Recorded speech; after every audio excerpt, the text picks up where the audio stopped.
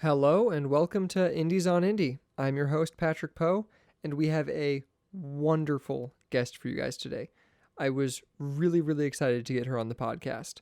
But before I get into that, we've got some IX news.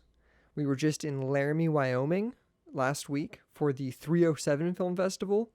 We were showing our short film, A Dangerous Proposal, and it was an absolutely amazing festival to be at. The caliber of films that they had programmed into those 2 days of festival were so high quality. It was truly incredible, and it was such an honor to be screened amongst those other films. I was really pleased to see our film. I loved seeing our film. It was a huge screen, and I always get a little bit nervous as I'm seeing other great films on the big screen, and I'm like, oh man, our film's going to be on this big screen. What if it looks bad? Which is funny because I've seen it on bigger screens before. I know it doesn't look bad, but I still always have that moment when it starts where I'm like, oh, what if this is the time it looks bad? And it didn't. It didn't look bad this time. And it was awesome. I don't think I will ever get over hearing people laugh at our film. It makes me smile and excited and happy every time. And people really enjoyed it and were coming up to us after the film telling us how much they enjoyed it. And that's all I can ask for. So that was an absolute blast, an absolute treat, a wonderful weekend in Laramie, Wyoming. I hope to be back in the future. I loved it so much. Also, if you're wanting to see A Dangerous Proposal, which is the short we just screened at Laramie, Wyoming, and we've screened at so many festivals over the past 2 years, you can watch it right now if you subscribe to us on Patreon. Yeah, IX is now on Patreon. I think it's a really great opportunity for us to release exclusive content and early content to our fans. So if you like us and you want to see our work early, or if you want to see some behind the scenes, like deleted scenes from our movie Mr. Lee, or the director's commentary from that film, you can go become a patron, and those are going to be coming out slowly over the next month. So that's pretty exciting. Or if you're willing to wait, A Dangerous Proposal will be on our YouTube page on September 13th. And if you don't want to become a patron, there are tons of other easy ways to support the podcast and to support IX Film Productions, which is me and my wife, Lola Loren. You can subscribe to us on YouTube, subscribe to this podcast wherever you're listening, rate, review this podcast. That's a great way. It really helps. Like if you're on iTunes right now and you just give it a 5-star rating, it helps it show up in other people's searches and other people's recommendations easier. So it's a really great way to help us out by just clicking 5 stars. That's really easy. Or if you're even more into it, leave us a little review. Maybe I'll read it on the podcast. Maybe I'll talk about it. I'll thank you, definitely. I super appreciate any reviews we get. So yeah, if you're wondering ways to support the podcast, just subscribe, rate, review, or if you're a super fan, head on over to Patreon. All right, let's get on to today's guest. This was actually really cool for me to be able to sit down and talk with her. I've been following her on Instagram for a while, and I kind of talk about that to her, about how we connected and how I saw she was coming to Kansas City for the Kansas City Fringe Festival, which I talked about in our last episode of the podcast, and how great KC Fringe is and how much everyone that's in Kansas City should check it out every year because it's amazing. But she was coming to Kansas City, and she's not from Kansas City, so I thought, well, maybe I should go see her show and ask if she would like to be on the podcast, or if she would talk to me, because I would love to learn more about her. So opening night of her show here at Kansas City Fringe, I went to go see her show Death Wish, and it was absolutely amazing. I really love her show. I wouldn't be surprised at all if her show Death Wish is the next big thing on Netflix. Like how Hannah Gatsby's Nanette was the big thing, or Hasan Minhaj's Homecoming was the big thing. And I mentioned that to her about how much she reminds me of both of those and so much more. Her show is incredibly well written, well produced, well structured, well put together, and it's full of jokes and songs, and there's a projection piece, and it's heartfelt and hopeful and inspiring. So that's just me, I guess, complimenting her and how amazing she is and just letting you guys know how amazing she is. So I saw her show and I was friends with her on Facebook, but we've never met in real life and we've never actually interacted. So I then kind of freaked out about messaging her to be on the podcast. And I sent her a message and was ecstatic when she messaged me back saying that she would be on the podcast. And then I messaged her back telling her that I record the podcast in the basement of my house. And I had a little bit of a moment where I was freaking out about being this like 6'2" white dude from Kansas City asking this random woman to come to my house. And I had that moment where I was like, is it weirder if I acknowledge that this is probably something that like sounds weird? Or is it weirder if I like don't do, I don't know. But so I didn't do it. I waited a bit and she didn't message me back. And I had a whole freak out about it where I was like, oh, she's not going to come because I'm unprofessional and I record this in my house. And then I had to be like, well, Mark Maron records it in his house and so does Ron Funches. But like, they're more of a name than me right now, I would say. So I had a little bit of worry, but then she messaged me saying that she would come. And I was so excited that she did. And I had such a great talk with her.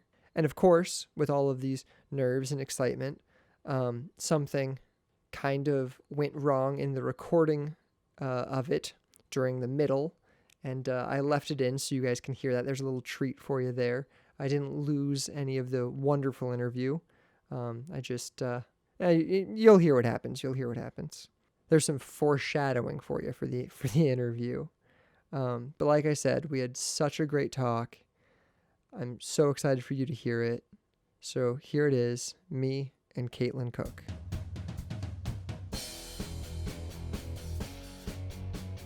So you saw my show the first night, right? Yeah, I was there Friday. Cool. Because I saw that you were coming in town. Mm-hmm.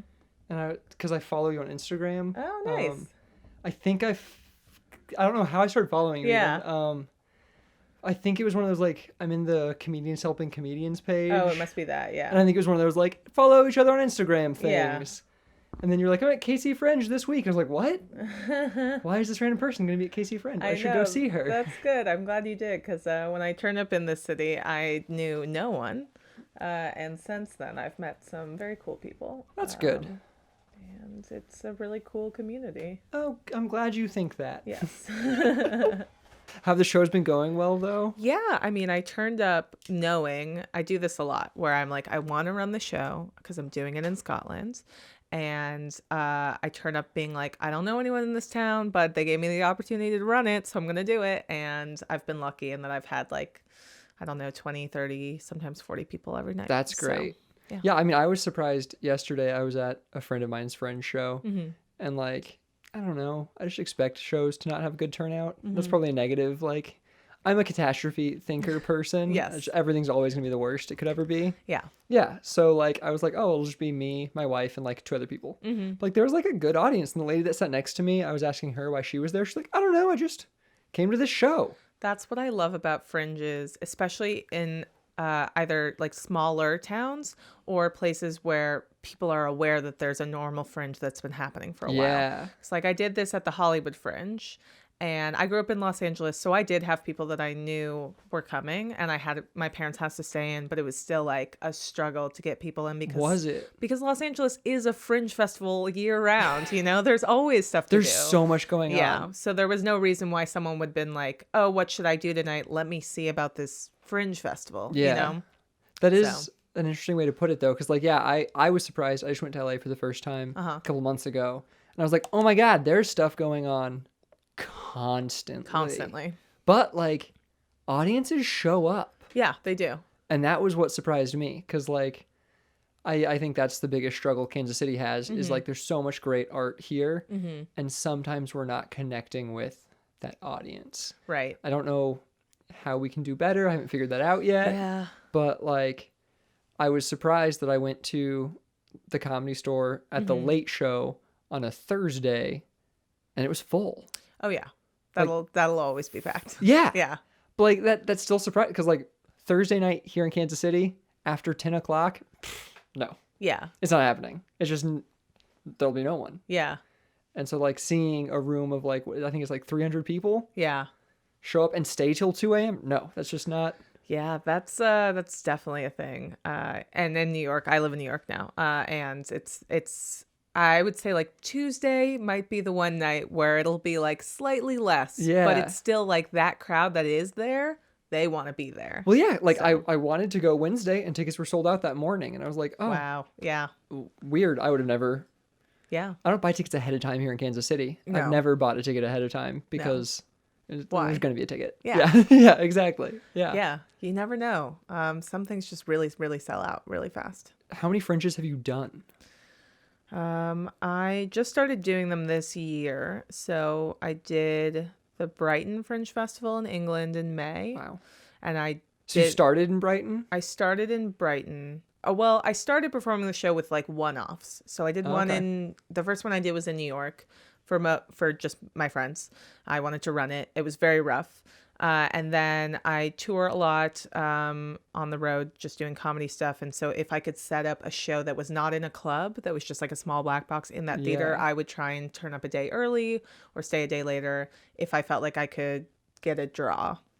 So I started doing that, and I did it in like Chicago, Denver, Eau Claire, Wisconsin, New Orleans. And then I was like, I need to be running this consistently. So I started applying to fringes. So I did, the Brighton Fringe in the UK in May. And I did some previews in London because it's like an hour away from each other.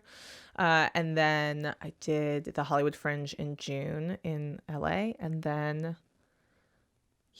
then You did New York Fringe, right? No, I didn't do New York Fringe. I missed the deadline for some reason. Oh, okay. Yeah. So then I was like, had. No, I did one last preview in New York before I got here. Okay. But I just set that up on my own. And then, and now I'm here and I'm doing the Manchester Fringe in the UK for 3 days only, like right before Edinburgh. And then I'm doing the Edinburgh Fringe. That's awesome. So that's incredible. A lot. It's a lot, but it's really, really helped. Like I've been talking to people that, are just really now putting their show together.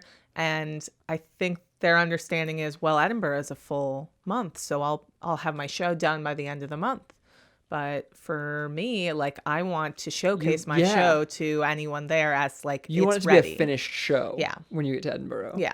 And that's how I feel like it should be. Yeah. But maybe I'm wrong. I mean, it's like there are things over in the UK called works in progress, which is like your show, but you are telling the audience, I'm working. Yeah.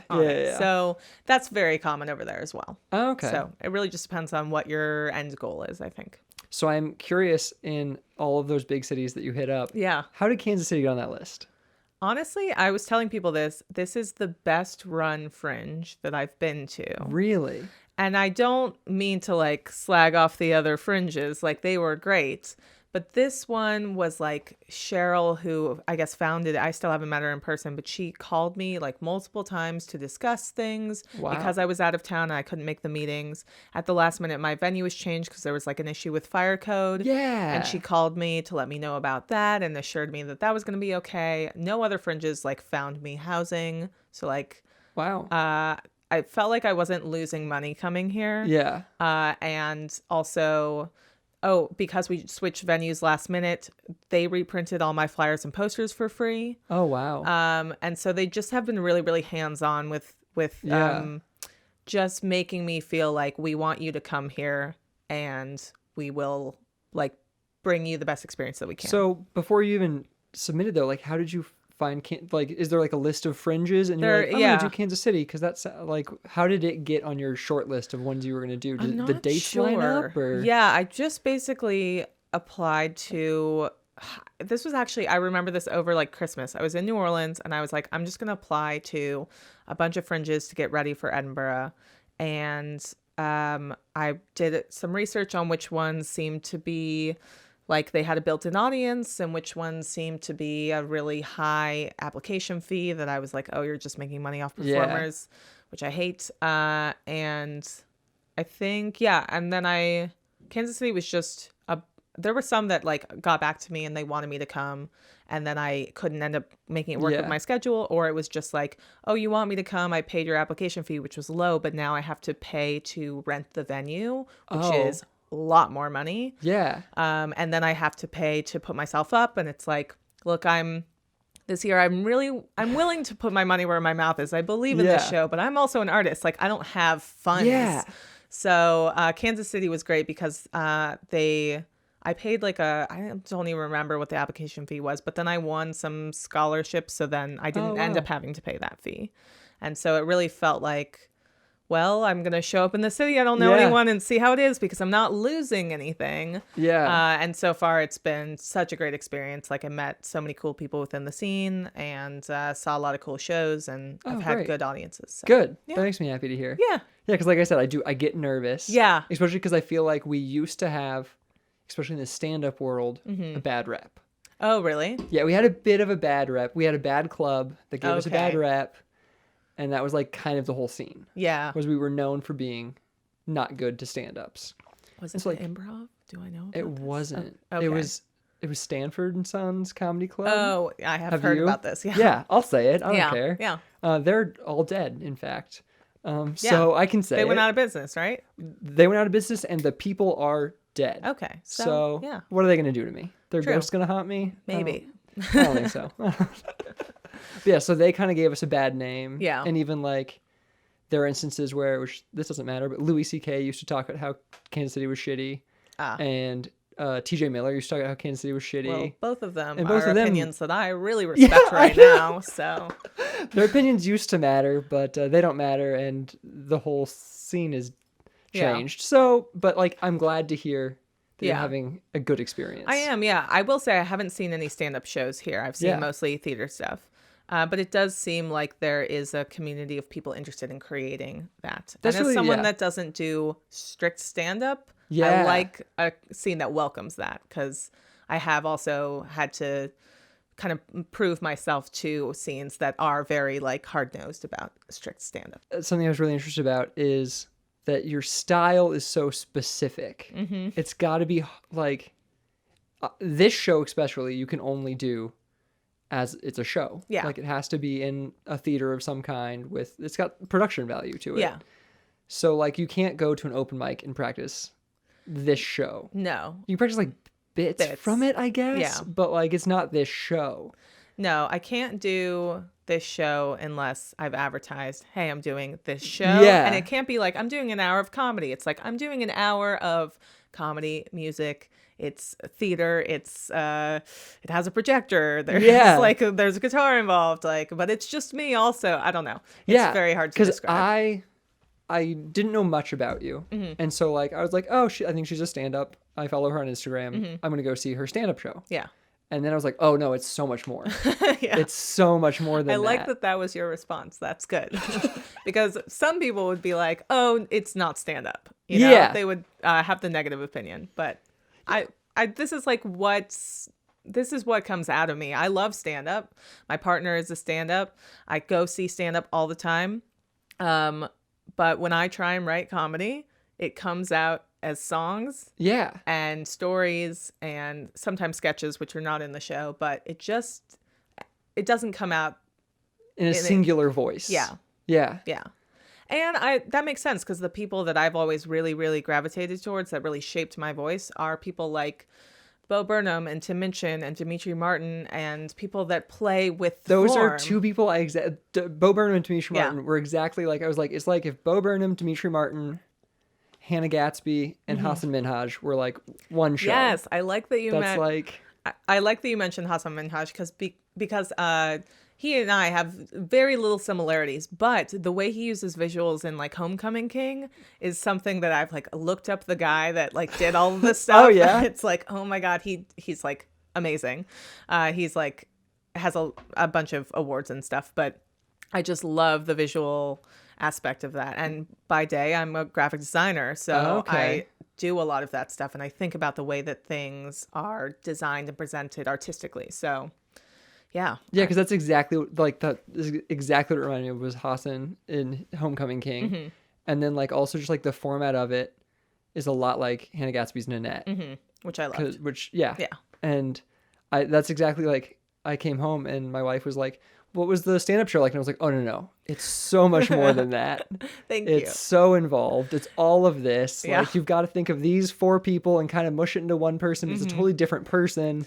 Yeah. And yeah, it's a lot.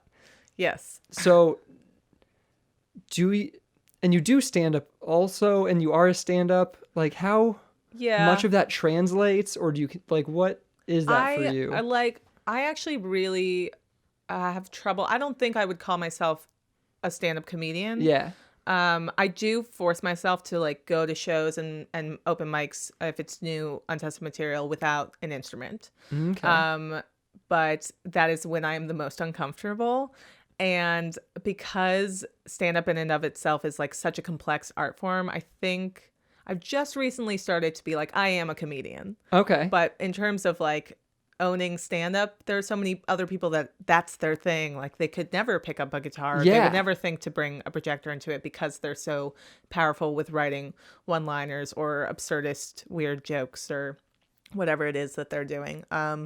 So I think it goes into that territory a bit, especially because I tour around a lot with Sean Patton, opening for him, and that's like a lot of my world is watching a lot of stand-up. But yeah, I think I like toe that line, and then I'm like, no, that's not me. Yeah, because that's what I was so interested in. I was like, does she consider herself a stand-up, or is she a musician, or is she like what? Yeah, it's got to be so hard, and practicing that craft. Yes, has to be difficult. It's very tough.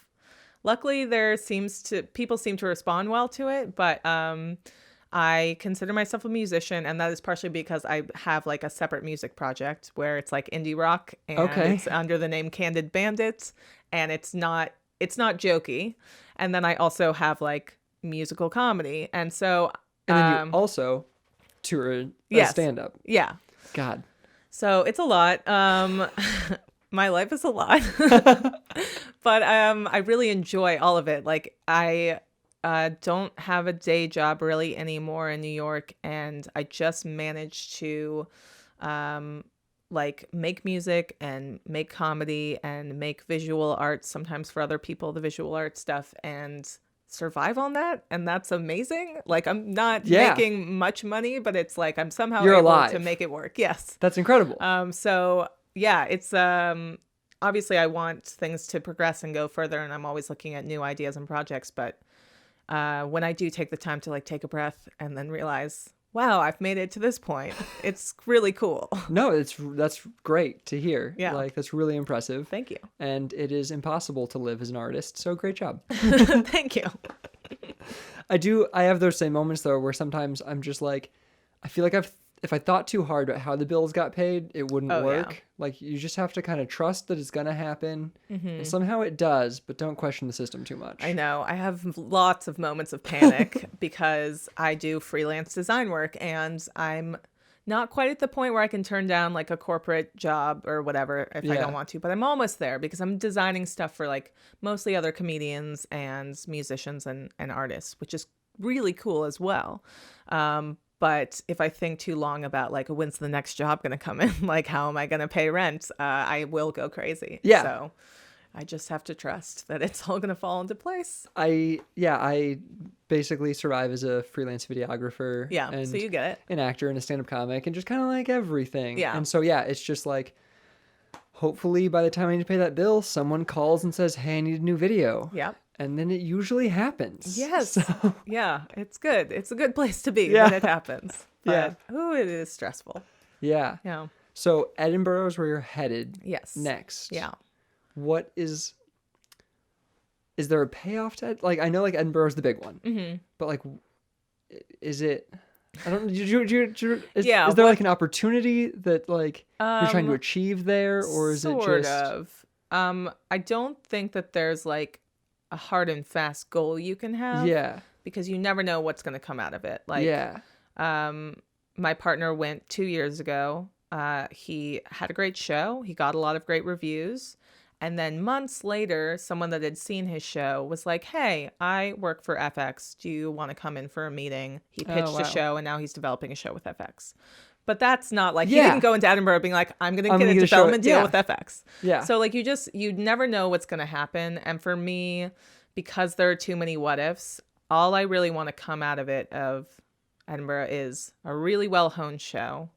And I want, I want people to walk away feeling empowered from my show specifically. But I would also like to think of it as like Edinburgh is kind of a trade show for the industry. So if I can garner a little interest in who I am and my meet some people. Yeah, exactly. And just sort of like showcase like, here is my best work. Yeah. I'm very proud of it, and it doesn't really fit into a genre. So if you could just see it, that would be really cool. Yeah. You need to see it because it's hard to It's very hard for pin it down. Yeah. And I felt dumb asking that question though, because like people ask me the same question about film festivals all the time, and I'm like, I don't know what's gonna I hope I'll go and I'll see what happens. Maybe I meet someone, and maybe I don't, and maybe I don't know until months later. Exactly. It's crazy. You just never know. So that's why I'm always a big proponent of like being prepared, and also like being friendly and willing to see other people's shows. And you never know who you're talking to. Yeah. You never know down the line if they're going to be in a position where they saw your thing and they want to work with you. And you also just never know, like maybe, like I wandered into a friend's show. I went to Edinburgh to see my partner's show and just see what the festival was about. And that's when I started writing mine. Oh, nice. But I like wandered into a couple shows and discovered like how amazing clowning is. And clowning is something that's always kind of, can I swear? Yeah. Okay. It's always kind of like shat on by stand-ups or anyone in the industry. Clowning is so weird and cool, and you have to see it live because it's about playing off the audience. So you can't film it, and it's almost like improv. It's like you're there for that moment, and it's going to be a different show every time. And my friend Natalie Palamides won like the Best Newcomer award that year, and I saw her show, and I was like, what is this thing?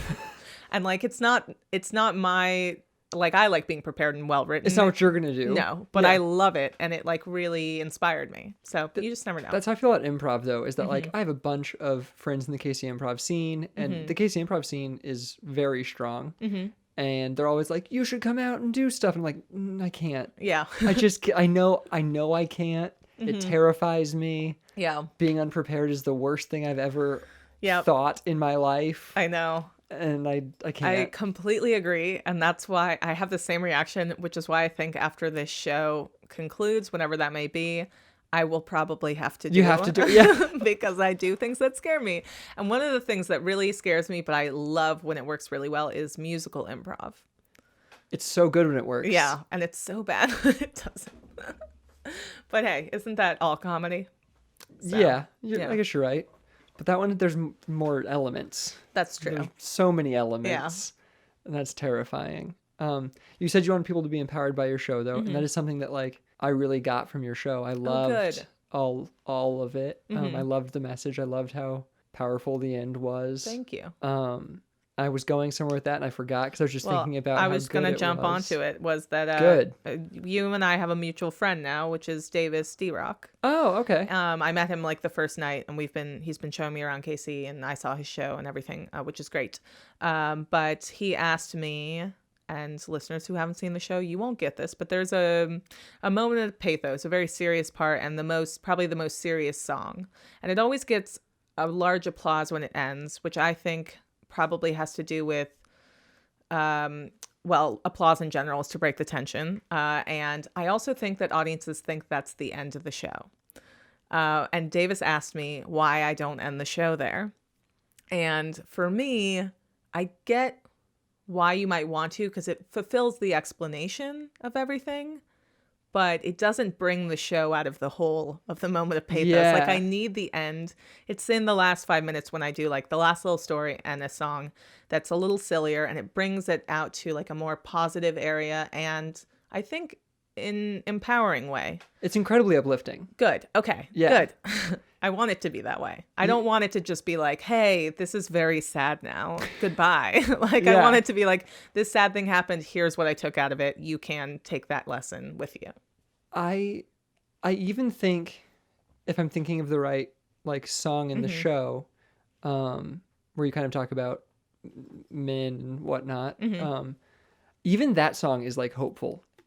That's not the song I'm talking about, but yeah. Okay, cool. That one is the darkest song. Yes. Like in terms of humor. The song I'm talking about is just like very short. I sort of finger pick and I talk about the things that I'm still afraid of. Yes. Yeah. Okay. So that one is like, it's sadder. I think of it as in like the same way that Bo Burnham has like the Make Happy epilogue song in his last special, or he has one of my favorite songs by him is called Art is Dead.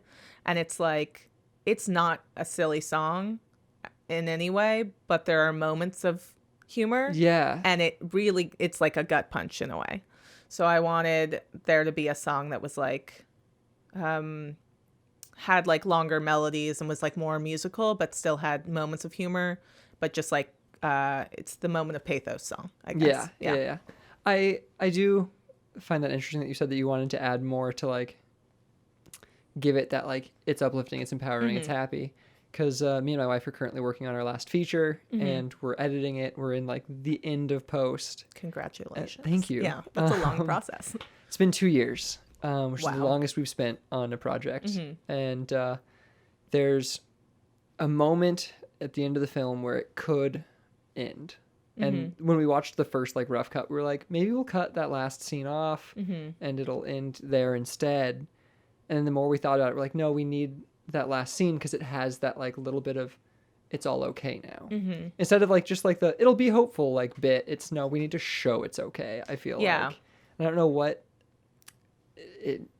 why we're both drawn to giving audiences that like no, it's okay, like it's okay, it's strong, like let's go forward now. But I think that's a great thing to have. I don't know why it's important, but I think it is. I really love those moments, actually. Like, I don't know if you've watched Fleabag.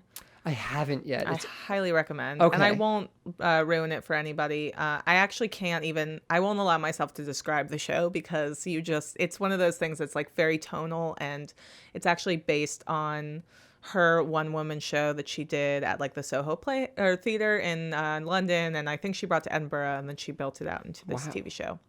Which, hey, if that's an end goal for my show, let's do it.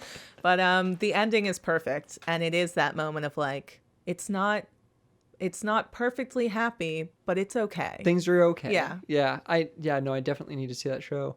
I've watched her on a bunch of talk shows and been like, I need to watch Fleabag. Yeah. But I can commit to a 5-minute clip of her on a talk show. Of course, yeah. She's great. I really, really love her. Yeah. We're talking about Phoebe Waller-Bridge, in case anyone doesn't know what we're talking about. Thank God, because I couldn't have pulled up her name. Yeah. I just realized we were talking over it. So much. Yeah. That's because I do that a lot. If I don't know the exact information, I'll be like, I'll just try to keep going. Hope it comes around. I have a podcast now myself with Sean Patton, and I'm the person that does all of the equipment and things and the editing. And if someone forgets something in the moment, I'm also like kind of half talking and like Googling in the corner, and it's too complicated. We should get someone.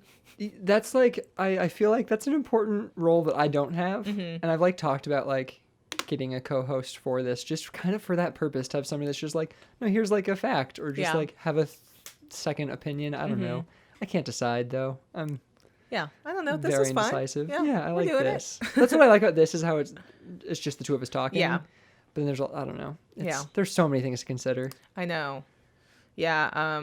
Sean called me last night and was like, a bunch of people, or no, it was a couple nights ago. He just did some shows in Indianapolis, and he was like, a bunch of people like wanted a picture, and they're a really big fan of our podcast. And I was like, what? People are listening to us? I mean, I knew that putting it out there, but I just didn't realize that there would be people listening to us. I kind of feel the same way. Yeah. And like, that's what I like about it, is that like, I don't have to think about the people that could be listening. And I like that. It feels freeing and opening. But like, I've had friends or even people that I like run into at film festivals that have been like, I listen to your podcast, I love it. And I'm like, oh, cool. I guess I'll keep doing it. Yeah. Yeah. It's a good feeling. Yeah. So is going to Edinburgh less scary having gone to Oxford, or having like... Yes and no. Okay. I mean, I'm still terrified. But I do think I used to live in London when I studied abroad. Yeah. And then I lived in Oxford when I got my master's. And then actually what was really helpful was running my show at the Brighton Fringe Festival, because even though I've adapted to British culture and the different language, like different words over there was still certain parts of the show that did not translate. Like, they don't know who Casey Anthony is. Okay. So I have one line about like, and they don't sing preschool songs very much. So that whole section I have to shorten when I take it back over there. Interesting. And I tried a bit with like, they do nursery rhymes. So I tried a bit looking those up, and those are also really kind of creepy and weird. Everything we say to children is terrifying. It's very weird. Yeah. But I had to change Casey Anthony to Madeleine McCann, which is a different. I don't know who that is. Well, she has a Netflix like whole thing about her, but she's basically there like John Benet Ramsey kind of, but not a beauty queen, just or a child that got kidnapped and disappeared. Murdered. Okay. Well, we don't know, but ostensibly probably murdered. Yeah. But it's interesting because the joke is different. Then it's like Casey Anthony is a murderer, but I say like, what is this Casey Anthony shit? But Madeleine McCann is a child that got kidnapped, but I say, what is this Madeleine McCann shit? And it still works in the context of the song. And so it's interesting, like going over there and just, I ran the show 12 times over there, and I was able to figure out like, oh, what's not landing, or like this thing lands better. Like I have a song called the Go to Hell song. It's a great song. It works better in the UK because they're more repressed. So they never get to express when they're pissed at people in public. So me acknowledging all those things gets way bigger laughs over there. Whereas like here, people are like, that's funny, but like, you're kind of being a bitch. So it gets like it's interesting to learn the rhythm of the audience, and it changes with every audience, but to learn which places I need to build in like more like a longer strumming pattern on the guitar because there's more laughter and I don't want to step on a laugh, or am I building too much in because it only gets like a quick ha and I have to jump in quickly. I had never thought about that. Yeah, it's a lot to balance, especially if I have like a slideshow going and I have the foot pedal. So it's been like a large work in progress for sure.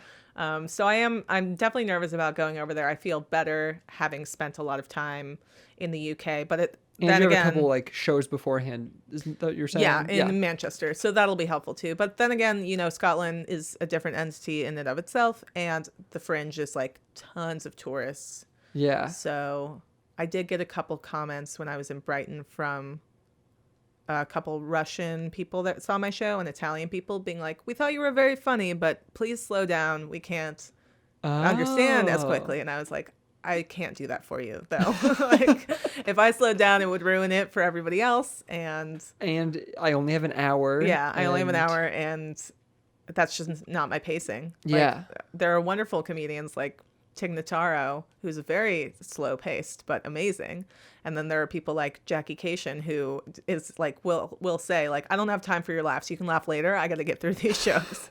So I don't know. It really just depends on what's your voice and who the audience is. I had never given thought to the fact that like as a musical comedian, you'd have to think about breaking, like building a break for a laugh musically. Yeah. That like becomes so stressful to my brain that I can't handle it. It's been a process too. And like I've learned that sometimes while the musician in me wants to like hold out a note, the audience won't laugh until I stop, because then they know the joke's over. Yeah.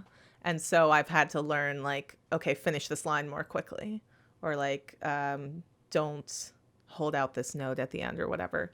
But there's like tons of parts to it that's super complicated. And there was a bunch of years back, Sean was doing a show with Bo Burnham, Pete Holmes, and Kyle Kinane at the Largo in Los Angeles.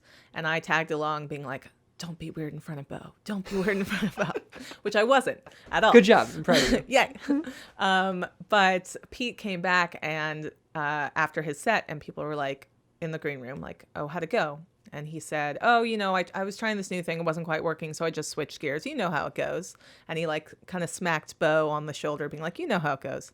And Bo was like, actually, I don't, because if I start a song, I have to finish the song. Especially because with him, he does a lot of pre-recorded tracks as well. So if I'm doing a song, it's not working. Sometimes I can drop a verse or like finish it up more quickly. But if with a pre-recorded track and it's not working, you're in it. That's terrifying. Yeah. That's yeah. It's not fun when you bomb. Yeah, no, not at all. And I'm still like pretty new to stand up, so it happens often for me. Yes. Yeah. And it's the worst feeling. And and it and then you do it keeps again. happening. Yeah. Yeah. And sometimes you get something that works and then you're like, oh, I got a thing that works. And then after a while it starts bombing and you're like, why is this not working? It's a whole process. Yeah, that's exactly where I'm at right now. Yeah. Is that I've like built a pretty like nice set that I really enjoyed. It was 15 minutes and like it was pretty good and it worked. And now I've gotten to the point where it doesn't work anymore. I think it's because I'm tired of it. I don't know, but it's just not. Yeah, sometimes good. It's that you're tired of it and the audience can tell. Sometimes it's that you've somehow changed wording or intonation and you have to go re-listen to yourself early on, which is never fun to listen to yourself. And sometimes it's like you need to update it or make it more conversational somehow or add some new tags so that you're excited about it. But it's just a never-ending process. And like for me, because I'm inherently super nervous. And that's also something I loved about your show is that like I really relate to just being afraid of everything.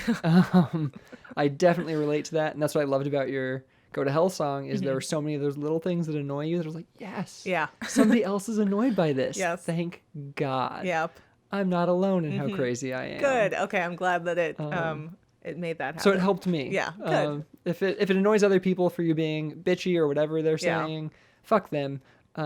It helped me. Yeah. Thank you. I'm You're glad. welcome. I'm glad. Yeah. But I think just like I struggle with sometimes I'll get on stage and just be like, I'm too afraid to like talk to you. Like I'll just totally, I think they can see the fear and then I just like lose it. Yeah. And so that's just about me being on stage enough regularly, which is hard because I'm a freelance artist. So if I have a job, right, that's going to come first compared to an open mic. But that totally makes sense. I really, really struggled with stage fright for a long, long time. And sometimes I still will have mild panic attacks on stage. just a little one. Just a little one.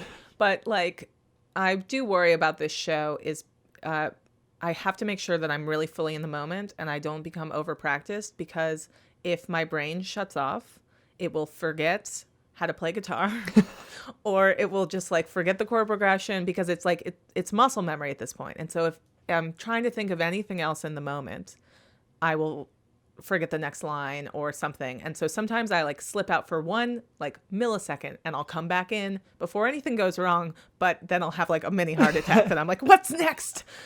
So I just have to like remind myself. But yeah, stage fright really, really plagued me for a long time. And it really was getting up on stage regularly, which I didn't want to do, obviously. Yeah.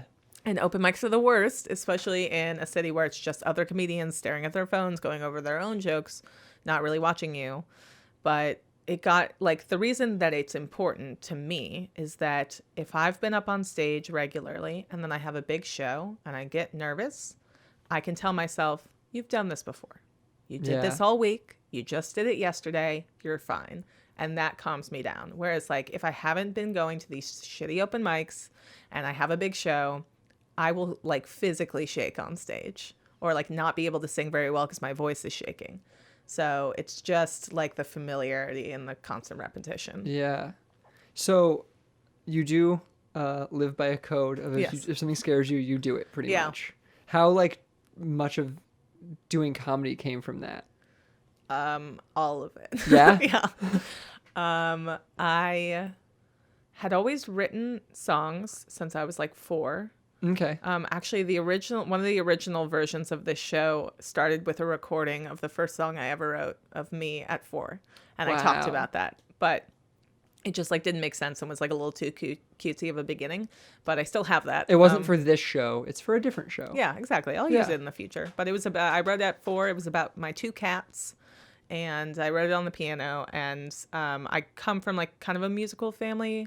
My grandpa invented the wah pedal. Really? Yeah. So I hope the microphone picked up that stomach grumble right there. I think it did. Yes. I heard it. Yes. Yeah. So he invented the wah pedal. He didn't like put is it patent or patent? I always forget. It's patent. I say patent. Patent. Okay. He but didn't it patent could just it be my very Midwestern drawl. Yes. Who knows? We're going to use patent. Okay. He didn't patent it very well, so I'm not coming from like hordes of money. But he did invent that, and my mother is a choreographer, so she always had music playing around the house.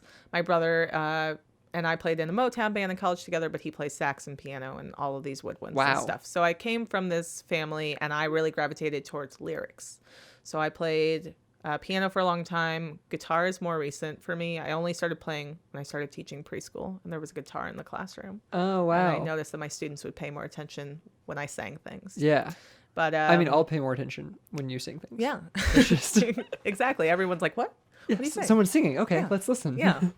But yeah, so I'd always written songs, and I went to a music high school, but then I just started getting stage fright. And I think it was because at my music high school, it was very, very competitive. It was it was in Los Angeles, big public high school, but it was still people like trying to get a record deal or whatever. And I just didn't like that aspect of it. And so I started... A little too much comparison. Yeah. And high school is a very catty place, so it was a little too the much worst. for me. Yeah. Yeah, we take 100 of the worst people ever, teenagers, and we put them in a room together and make them hate each other. Yeah, and then it's great. like also people trying to be stars, Yeah. which I'm sure kids now can relate to because everyone's trying to be like an Instagram influencer or whatever, which is gross. Well, but that's how I want to become famous. Yes, exactly. But basically, when I graduated high school, I was like, okay, the music thing is just for me. I'm going to write songs for me, and I'm going to study art history. Okay. And so I just didn't get up on stage for most of college other than a Motown band. And it was only when I was in Chicago and I started like really using my code and trying to conquer fears that someone found out about my code, and they had heard me sing songs just like quietly in my bedroom. And they were like, well, you have to go do an open mic. Okay. As a so dare. It started as music. Yeah. Okay. So it started as music. I started getting over stage fright just performing music, and I noticed that people would pay more attention to my music at a bar if they were talking to friends if the lyrics were funny. Okay. So I had funny songs always, but I also had like singer-songwriter songs. I hope I got that one too. And then so I started noticing like a lot of the times an open mic is at a loud bar, or they give you a couple hours to just like be the music for the bar. But people are talking over you. It's like a rehearsal in front of people. Yeah. And so, I noticed that they would pay attention to me if I sang funny songs. If you were amusing. Yeah. Yeah. So I started doing that more and more. And then I started going to comedy open mics, and I was always still with the guitar? Or? Yeah. And I was always a big, like, I went to all the stand-up shows in Chicago. There was one that was around the corner from my apartment that John Mulaney and, like, Hannibal and people used to drop into on Thursday, like, before their weekend at a club or whatever. And I would go there every week, and I got to know the guys that ran it, who are good friends now. But at the time, they were just, like, the comedy guys around the corner, and they would text me if someone important was dropping in because they knew that I would just bring all my teacher friends and like have a crowd. So that was like sort of me really delving into like the performance world of Chicago. Oh, wow. That's awesome. Yeah. I wish I was in Chicago or something. Like, so that's something that I always like am kind of jealous of is that like I've been in Kansas City my whole life, and like we don't have that kind of a scene. You know what I mean? Right. There isn't. And so like me, like knowing very little about you, but knowing that you grew up in LA, have lived in Chicago, lived in New York, I'm like, she's got it all. She's got all the best cities. Like, I mean, it's interesting because I grew up in LA, but I hated LA for a really long time. So I left when I was 18, went to college in Ohio. What took you to Ohio? My brother went to college there, and I also really wanted out of LA. I wanted out of LA really badly, and I also wanted to be in an insular community. Oh, okay. Because I was tired of being in like this big public high school and this big city, and it was just like a little too overwhelming for me, and I wanted to like just have a place that kids didn't flood out to the city on the weekends or whatever. Yeah.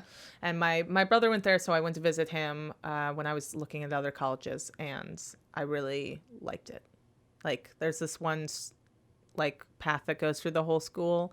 And you're not supposed to talk on your phone if you're on the path because you're supposed to be saying hi to everybody else on the path, which is adorable.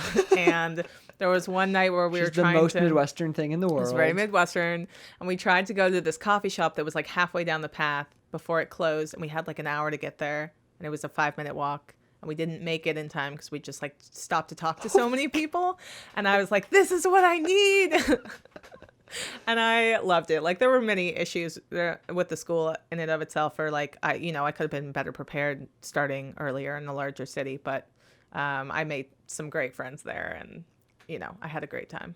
Liberal arts. And was it from there that you went to Oxford? Or... No, I studied abroad in London for my junior year. Oh, okay. So that's when I studied art history, and actually that was when I started going to stand-up shows regularly because I didn't know anyone in London, and the British are less friendly than Midwestern people. Yeah. And so I was like, I still want to go see the city. And one of the things that was near my house that I was staying at was a comedy show every single night of the week, and it was stand-up. Wow. So, and it was free. And so I would just like, whenever I didn't have a thing to do, or I was like, I need to get out of this house, I would go watch the stand-ups. And now it's a place that I like regularly perform at when I go to London. I'm really good friends with the guy that runs it. He's stayed with us in New York before. And it's just funny how these people that were just like, oh, they do this cool thing, get up on stage, and like, I'm just an audience member. And now like people... You're the person doing the cool thing. Yeah. Well, they're just people with like, that are my peers now. Yeah. So, yeah. But, yeah. Oh, that's what I was going to say. Yeah. So I hated LA. I lived in Chicago for 2 years. I moved to New York briefly, hated New York, moved back to England, to Oxford. And then I was like, actually, I don't think I hated New York as much as I thought I did. And I moved back to New York. But for a long time, that can be seen as like very adventurous and cool that I lived in all these places. But honestly, I think it was that I had a lot of trouble setting down roots. Yeah. And anytime it felt like things were getting stagnant, I would get antsy and I would leave. Okay. Because I have the opposite, is that I'm afraid to fail. Right. So like if I go anywhere and then like it's too hard and I come back, that's a failure in my mind. And so like I've done the opposite of just being like, well, I'm just going to stay in the most comfortable situation I can find, and that's just here in Kansas City still. Yeah. But like, so yeah, to me it's like, wow, she's really brave.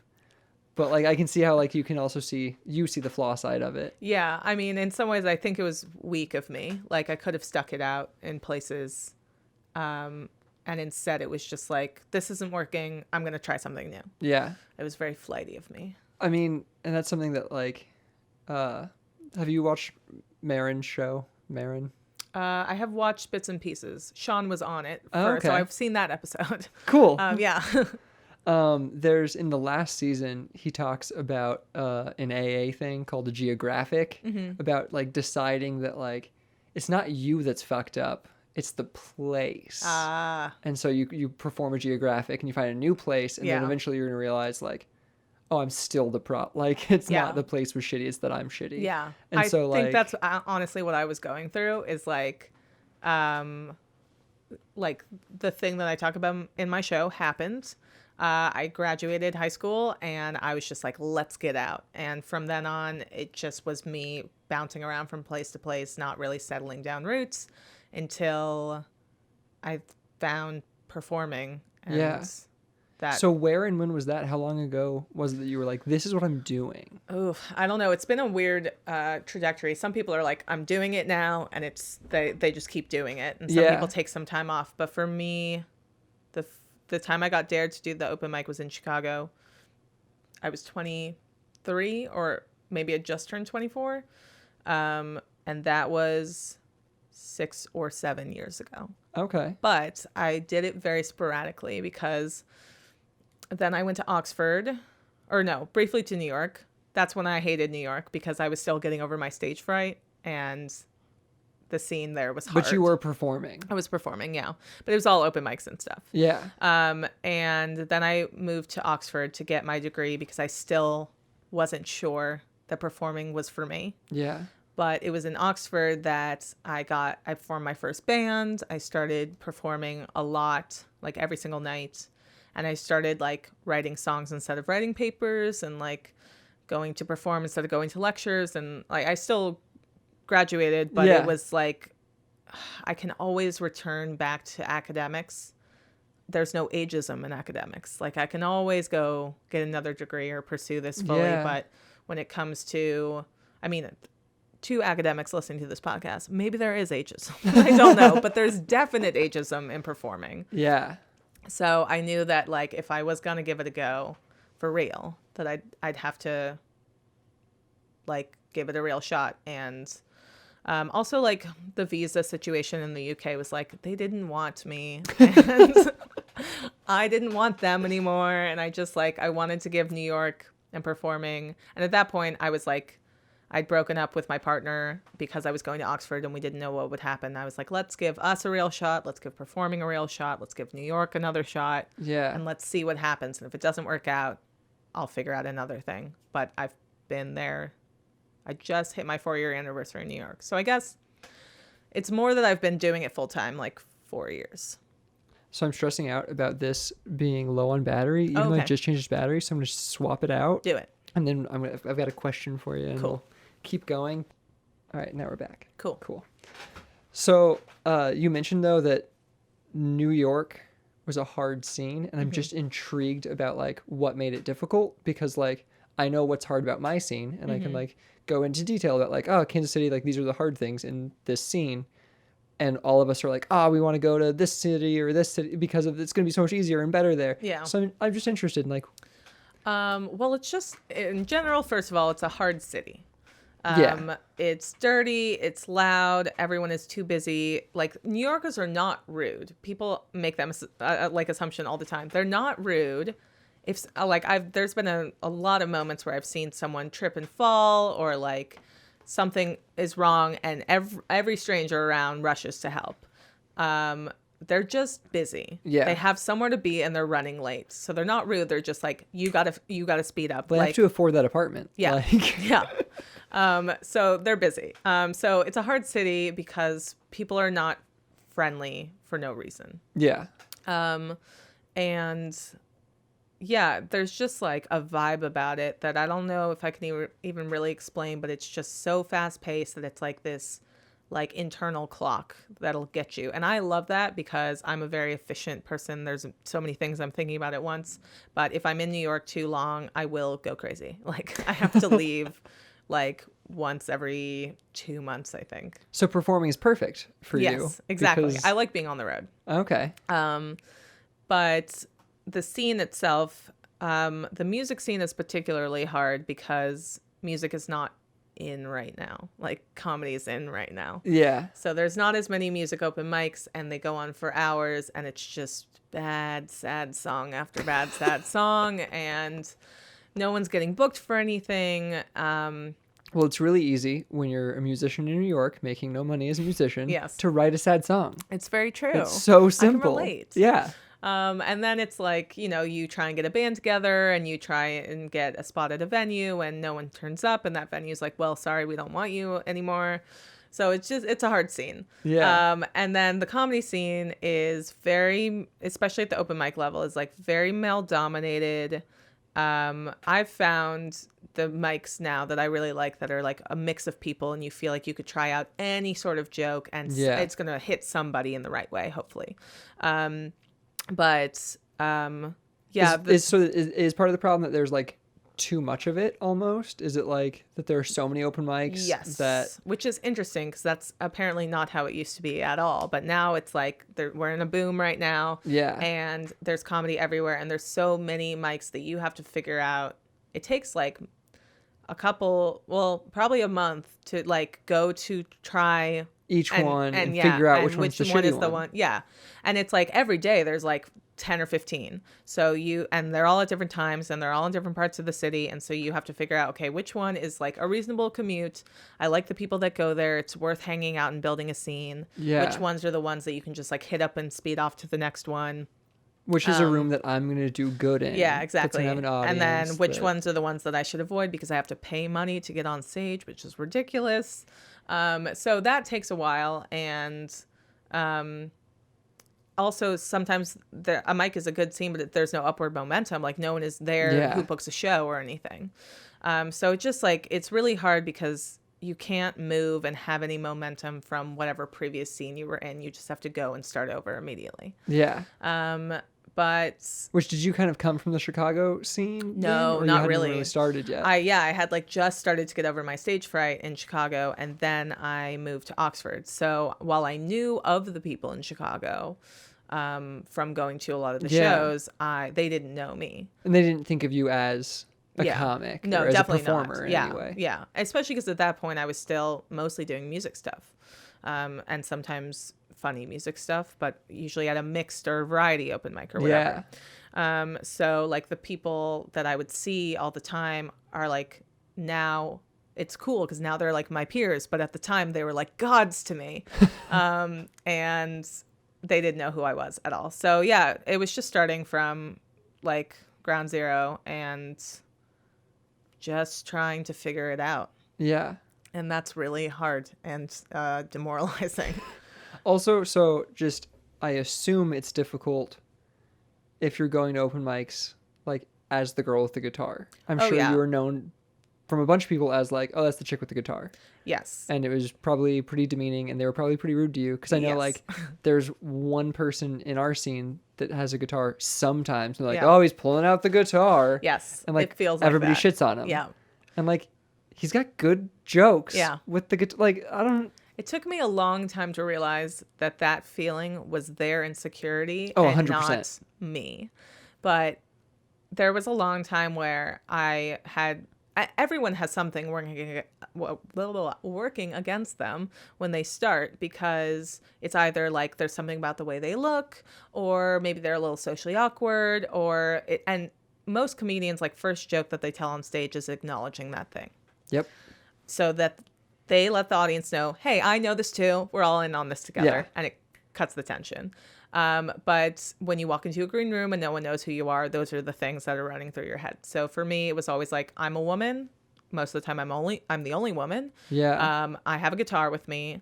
And then also my partner is a stand-up who is more established than I am. So I have to battle this, like, is she just in here because she's sleeping with him? Yeah. Plus the guitar, plus I'm a woman. She's so-and-so's girlfriend carrying the big guitar. Yeah. And she's, exactly. Oh my gosh. But what I really enjoyed was after I performed, a lot of the people that I was intimidated by would say, hey, that was really good.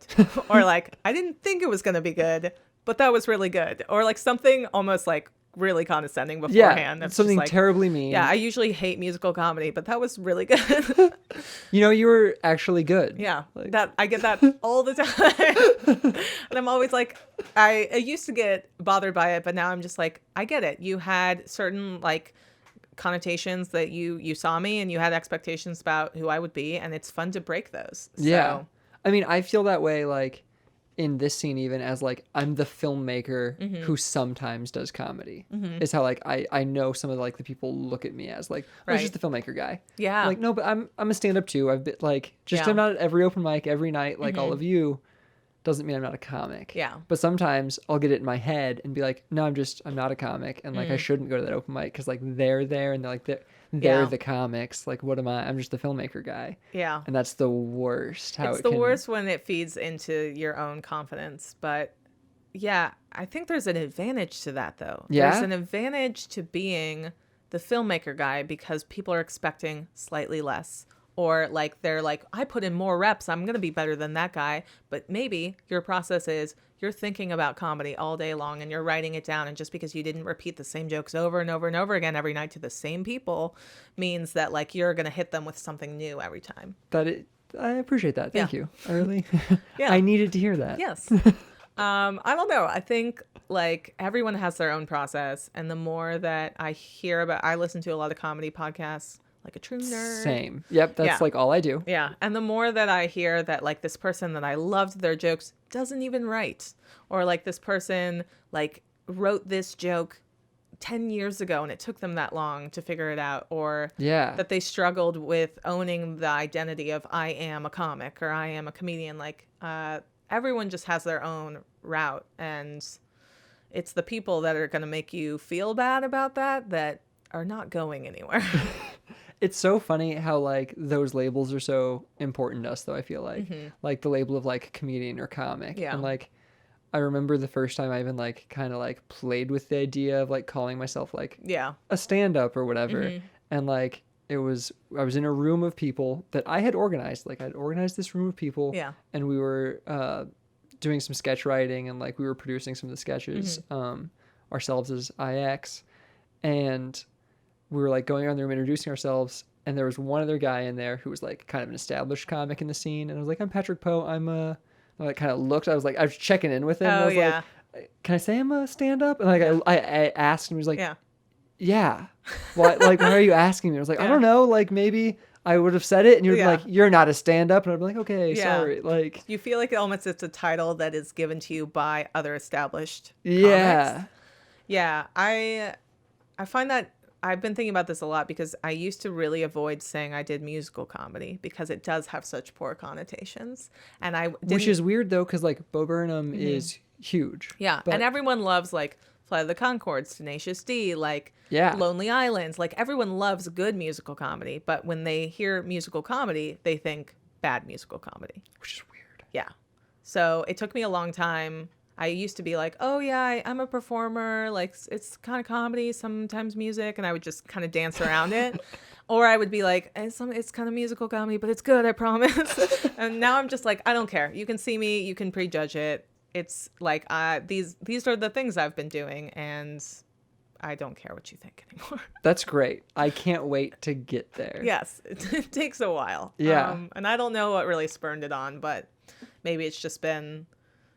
lots of bombing and, performing my show to 4 people in a room and being like, I guess this is what it is. Yeah. So I do love like talking about titles though. Also, I feel like we're one of the only like groups of people, like artists, like the only group of people that like, if we're not actively doing it, we feel like we're not that thing. Yeah. Like it's been a little bit since I've gotten on stage. So I'm like, am I even a stand-up anymore? Like, is that my thing anymore? Yeah. Like, am I like I haven't acted in a couple weeks. Am I an actor anymore? Yeah. But like, it's really interesting because nobody else like, asks themselves that. Well, because other people, they are assigned their role in a company. So they're given a title and that's the thing that they do. And which is why I don't like asking, what do you do? To people when I first meet them. I say, what's your thing? Or like, what are you into? Or what have you been up to or working on? Because like how you make your money or like how you spend your day in an office is not who you are. Like maybe you're a hiking enthusiast or whatever. And I want to know about that. I don't care about like you're a paralegal or whatever. But it's interesting because most people, their title is passed to them or assigned to them. Whereas us, we have to own it. And especially in comedy, I forget, I think it was Neil Brennan who said this, but comedy is like the only thing that if you didn't laugh at it, you can say, well, that's not comedy. But you'd never go to a movie and not like that movie and be like, well, that wasn't a movie. So, I think that was him. I feel bad if I'm like misassigning that quote. It's a great quote though. I think about it all the time because of the whole like Nanette stuff. It's like I got really tired about arguing about that, but it's like just because it didn't speak to you does not mean that it didn't make other people laugh. Like and I know that can get very nuanced down in the mud, but we're talking about someone that has a Netflix special. Like if it's up there, you can be like, I don't like their comedy or like I don't like what they do, but it doesn't negate that other people did. Well, and that's an interesting one though, because also like she's trying to break what like we call comedy and what even if it has to be comedic. Yeah. And so it's all confusing. I know. It's a very interesting debate. It's very clear to me that if Netflix is going to keep making the things that have been born out of fringe festivals, that they need to put it in a separate category. Yeah. Because like there's a certain tone to a fringe show, and her show won the Barry at the Melbourne Fringe Festival, or Melbourne International Comedy Festival, sorry, and it won the best show at Edinburgh. But it's very clearly a show written for those festivals. Yeah, it is a show. And it's such an interesting thing to say. Like it's a one-woman show. Yeah. Where like there is almost a conversation in like what we call stand-up comedy. Yeah. Where hers is a very set, particular show that she has built, just like Death Wish is. Like it's a very built show that would be very hard to take club to club to club. Oh yeah, it's not a club show. Yeah, and that's not to say like I love club comedy. I guess club and alt aren't really words that we use these days, but like I love stuff that is meant for that particular kind of environment. Yeah. And I love I don't know, like I don't know if you know who Russell Hicks is, but I feel like I don't. He's American, but he lives in London now. I'm trying to think of the equivalent of him here. Maybe Todd Glass a bit, where it's not structured really at all. Okay. Like they get up on stage and they just like it's some crowd work and like maybe something that happened or something that sparked a memory in their head, but it's not pre-planned. Yeah. And I love that too, and that is also comedy. And like, I don't know. Yeah, I was just listening to somebody on a podcast. Oh my gosh, who was it? That was talking about kind of that exact thing that they were like, and he was saying he didn't consider himself a comedian because all he does is like one person improv almost is he'll just like talk to the audience and eventually he'll just kind of like start going into it. Like I feel like he was just a guest on WTF. Oh, I don't know. I'm not certain though. Yeah, I haven't listened to that one in a bit, but yeah, it sounds cool. Yeah. And that was so interesting to me because I was like, that's once again a terrifying idea. I could never ever do that. But I think there's like the people that gravitate towards that is amazing. Like their brains are just rapid fire. They're the kind of people that can write the paper like 2 hours before the deadline because their brain needs that pressure. Yeah. Whereas like I'm the person that wrote it the day it was assigned because I didn't want the pressure of having to think about it, you know? See, and this is funny because like in school I was the other person. I couldn't write the paper until the morning it was due. Yeah. But like nowadays the idea of that is horrible. Well, there are also way less stakes, you know? Yeah. Yeah. Which is, I don't know, because like also like with what I do now, there are also no stakes. You know what I mean? Yeah. Like in a weird way. And at least that's what I'm trying to get to is I'm trying to convince myself there are no stakes. Yeah. Because like if I do bad at a comedy show, it's fine. Yeah. Is what I need to like remind myself. Because like I also do a dinner theater show as one of my regular gigs. Fun. I love those kind of things. It's like it calls itself an improvised dinner theater show, but it's really a murder mystery show. It's really planned. Fun. But like, my wife is like, how do you do that so easily? But like stand up is scary. And I'm like, well, if I don't do a good show at the murder mystery show, like I'm still going to do it next month. Yeah. Like it's still going to happen. And she's like, well, that's comedy too. Like if you don't do a good show, it's not like they're going to be like, you're never going to get to do comedy again. I was like, yeah, but in my head, I've decided that's how it is. Yeah. And also, I don't know about the murder mystery show, but I'm assuming it's not just you. No. So, like, there are other people to build you up, or like if something doesn't land, someone else will pick up the slack. Yeah. Whereas stand up, it is you. If they don't like it, they don't like you. Yeah. But if they do like it, it's all you. Yeah. So that's what's very cool. I don't know. It's very extreme. Yeah. And it's great how like you can have like the worst show ever, and then like one person comes up and it's like, great job. And you're like, oh, it was a great show. It was great. Yeah, I know. Some comedians really dislike feedback. They just like hide in the green room and they don't want to talk to anybody. But I enjoy, especially ones that I feel like slightly iffy about, because I know it hit some people. Yeah. And I also know, like, I said this recently at a show in Brooklyn. I was sort of playing around with riffing in between two songs because I had to fill a little more time than I was expecting. And I said something that was just like, yeah, I mean, I'm doing musical comedy. If you don't like that, that's fine. I don't care. Like, it's not for everybody. But this is what I'm doing. And it got a big laugh. And I was like, oh, I guess that I've needed to get to that place where that's very honest for me. It's like, it isn't for everybody. Like, a lot of people don't like Bo Burnham. And they don't like... I don't know if you know Tim Minchin, but he's a Australian musical comic. I know of him. Yeah. I haven't ever... He did the lyrics for Matilda and like Groundhog Day, the musical and stuff. Okay. So he's got this career trajectory that is like, that would be so cool. But like a lot of people just, it's not their thing. It doesn't speak to them. And like, that's fine. Like, who wants to be universal these days? When you get to that level of universality, you are Chris D'Elia or Amy Schumer or Lisa Schlesinger, where like it's too trying to hit everybody, and it becomes not personal in many ways. That's something that I've been like kind of coming to terms with this year, is that like I perform a lot in the Kansas City area, and often the audiences are like 40-year-old white people. I don't know if you've noticed. They're like older white people. Yeah. And like couples, like old white couples. And my comedy's really weird and nerdy. Like you're sitting in a room full of comic books and like weird shit. Yeah. No, I especially like the Harry Potter. Yeah. The 2 sets, because like one's mine and one's my wife's. So you gotta have it. Yeah. You can't get rid of one of them. No. Like, yeah. But I performed at the KC Comic-Con recently. Oh, cool. And like those shows hit perfectly. Of course. Because like those nerds, they're my people. Yeah. And they understand my things. Yeah. And like one of my jokes about my podcast, I don't have to explain to them what a podcast is. Right. Where the old white people. Yeah. I do. Yeah.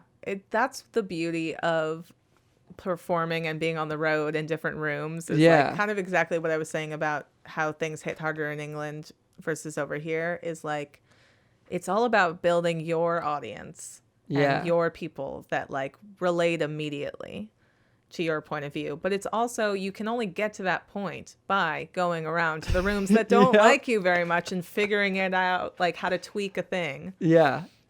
I don't know. It's a whole... It's really a thing that I talk about with like my wife all the time, is like, should I lean into how weird I am? Or do I try to figure out how to make the old white people understand how weird I am, connect with them, and like somehow find it funny? Yeah. And like it's one of those like catch-22s. I don't know. It really is. Like sometimes you just have to add like a sentence of explanation that does trip up the rhythm a bit, but at least provides the context. And sometimes you just have to trust that they're going to get it. Yeah. I don't know. It's a constant process. Yeah. Cool. Well, I hope that the other shows here go great. Thank you. I don't know if I missed anything. I don't think so. Is there anything you heard my life story. Yeah. Yeah. I mean, you can also hear it at the show. Yeah. It's a pretty autobiographical life story show. It's a great show. Cool. And thanks for coming out. Thank you.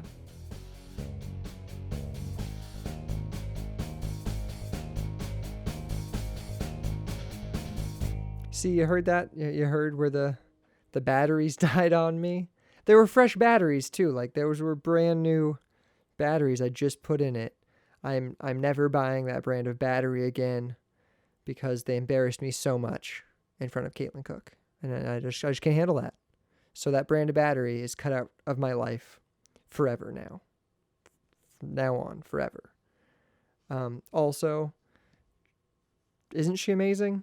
She just got done doing her run in Edinburgh.